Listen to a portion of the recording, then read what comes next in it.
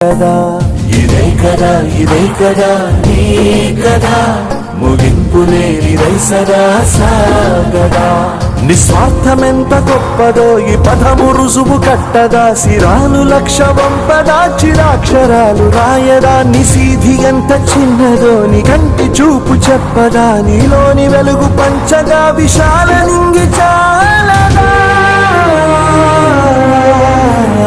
మనుష్యులందు నీ కథ